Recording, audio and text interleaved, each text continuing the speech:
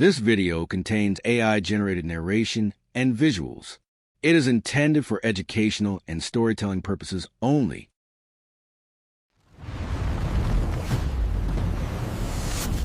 Behind the flag are the stories.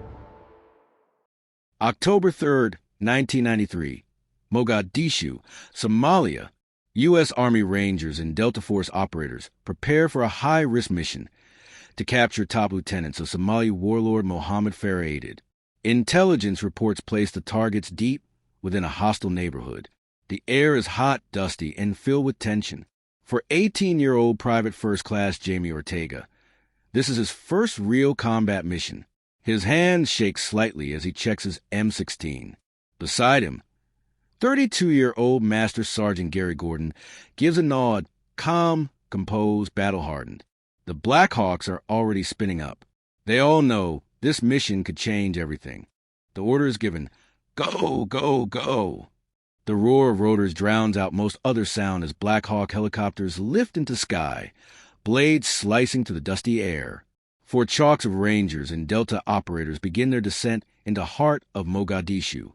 Among them is Staff Sergeant Matt Eversmann, 26 years old, leading his team with steady nerves but a pounding heart. As the city comes into view, snipers spot children and civilians scattering. But something feels off. On the streets below, young Somali militiamen start gathering with AK-47s and RPGs. What was supposed to be a quick mission is about to descend into chaos. The Black Hawks hover low over the target building. One by one, Rangers and Delta Force operators fast rope down into the narrow street below. Dust and debris swirl violently. Private First Class Jamie Ortega feels his boots hit the ground hard. The noise, the confusion, it's overwhelming. Shots ring out in the distance. Locals scream and scatter. Sergeant First Class Randy Shughart, 35 years old, calmly surveys the area with his M14. He's been in hell before, but even he notices the speed at which the city reacts. The mission clock has started ticking, and they're already behind. The Rangers move swiftly, breaching the target building. Flashbangs explode, followed by shouting and the crack of rifle fire.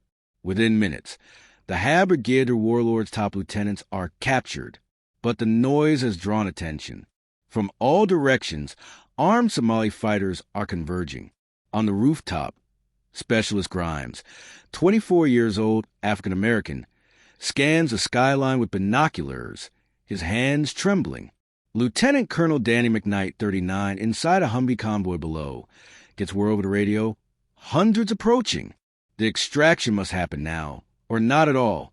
Suddenly, an ear-piercing boom. A Somali RPG slams into the tail rotor of Super 6-1, a Black Hawk piloted by Chief Warrant Officer Cliff Elvis Walcott, 36 years old. The helicopter spirals out of control. Rangers watch in horror as the Black Hawk plummets and crashes into a narrow street. Smoke and fire erupt instantly. Ortega screams, "Bird down! Bird down!" The mission is no longer about extraction. It's about survival. McKnight orders a convoy to the crash site, but enemy fire rains from every direction. The city is now a battlefield. Lieutenant Colonel McKnight's convoy races toward the crash site, but they drive straight into an ambush. Narrow streets, burning tires, and hidden gunmen turn the route into a death trap. Bullets ricochet off the Humvees as RPGs explode nearby. Specialist Sean Nelson, 25 years old, white male, mans a .50 cal on a Humvee roof, firing wildly at rooftops. His arms are burned, but he doesn't stop. Inside the vehicle, Sergeant Dominic Pilla, 21, is hit by a sniper round through the neck, the first fatality. Over the radio, a voice shouts, "We've got a man down." With the first Black Hawk down, a quick reaction force assembles to reach the crash site. Sergeant First Class Randy Shughart and Specialist Gary Gordon, both Delta Force snipers aged 35 and 32 respectively, volunteer for the near-impossible mission. Armed to the teeth and mentally steeled, they prepare to rappel into the kill zone. Their mission, defend the downed crew until reinforcements arrive. Both men know the odds are grim, but their commitment is unwavering. This is brotherhood in the worst of times. Shughart and Gordon fast rope into the heart of enemy territory, landing close to the burning wreckage of Super 6-1. Immediately, they come under intense small arms fire. The streets erupt with chaos, gunshots, screams, and the acrid smell of smoke. The two snipers move swiftly, setting up defensive positions around the crash site, their faces grim but determined. For Shughart, 35, battle-tested and fearless, and Gordon, 32, calm, precise, every second counts as they brace to protect the downed pilots against overwhelming odds. Shughart and Gordon form a defensive perimeter around the downed crew, taking heavy fire from all sides. The streets become a deadly gauntlet, with bullets tearing through walls and ricocheting off metal. Gordon, 32, fires with precision from his prone position, while Shughart, 35, covers the rear with fierce determination. Despite wounds and exhaustion, their focus never wavers. They fight not just for survival, but to give their comrades a fighting chance. Around them, the battle for Mogadishu intensifies. As the battle rages, another Black Hawk, Super 6-4, comes under fire. A second RPG strike brings it down in the city's maze of narrow streets. Panic spreads among the troops, realizing the mission is spiraling out of control. The crash leaves more men stranded and vulnerable, forcing desperate rescue attempts. For Sergeant Michael Durant, 27 years old, pilot of Super 6-4, survival becomes a brutal test of will as he crawls from the wreckage under constant threat. With two Black Hawks down, the mission shifts to rescue and survival. U.S. forces scramble to secure crash sites and extract wounded. Sergeant Michael Durant, injured but alive, is swiftly moved to safety, his face pale but determined. Meanwhile, Staff Sergeant Matt Eversmann, 26, rallies his team amid relentless gunfire, coordinating movements through narrow alleys. The city pulses with chaos, the line between friend and foe blurred, and every step forward paid in blood. The U.S. forces find themselves surrounded. Streets once thought secure are now controlled by hostile militia. Communications grow strained as radios crackle with fragmented updates. At 26, Staff Sergeant Matt Eversmann feels the weight of leadership heavier than ever. His team is low on ammo and supplies. Every movement risks exposure to sniper fire, yet retreat is not an option. In the sweltering heat and dust-choked air, survival means holding the line until help arrives. Sergeant First Class Randy Shughart and Specialist Gary Gordon fight valiantly to defend the downed crew. Overwhelmed and outnumbered, they hold their ground against relentless waves of enemy fighters. Both men sustain severe wounds but refuse to retreat.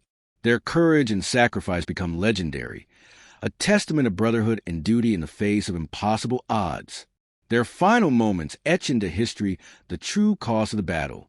Despite heavy losses, U.S. forces organize a desperate evacuation. Under relentless enemy fire, medics carry the wounded through narrow streets and alleys.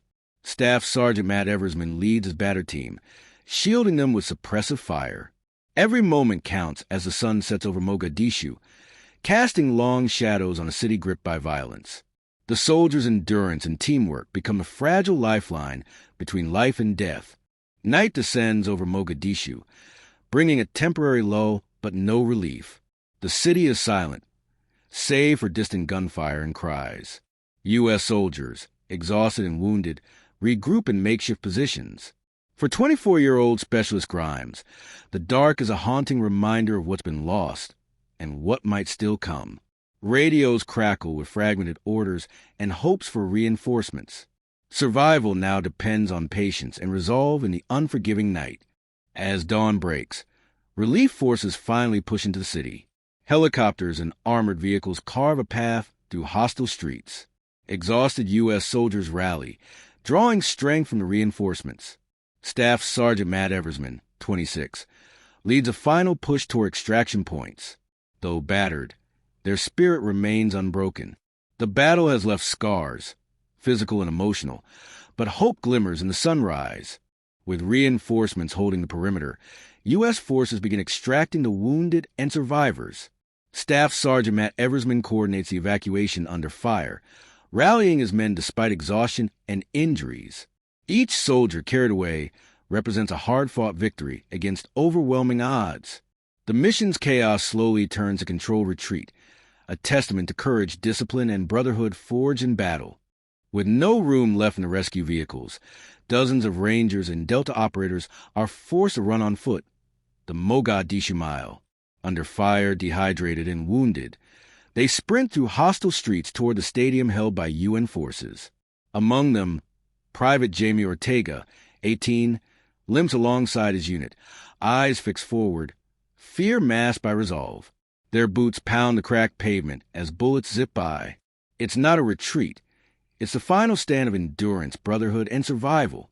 At last, the soldiers reach the stadium, a UN stronghold where wounded can be treated and survivors can finally breathe.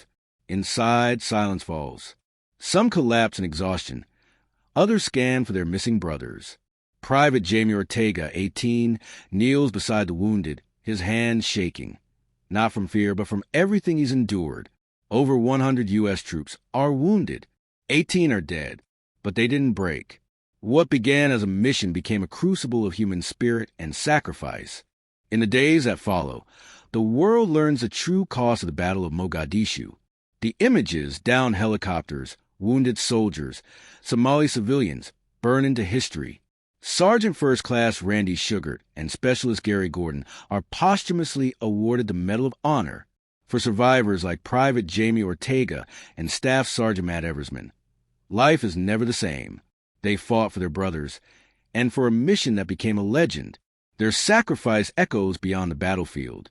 This is not just war. This is what it means to never leave a man behind. This was a true story of the Battle of Mogadishu, a mission of courage, sacrifice, and brotherhood. If you want more real war stories that echo through history, don't forget to subscribe to the channel, USA War Stories. Hit the bell so you never miss the stories that shape the world.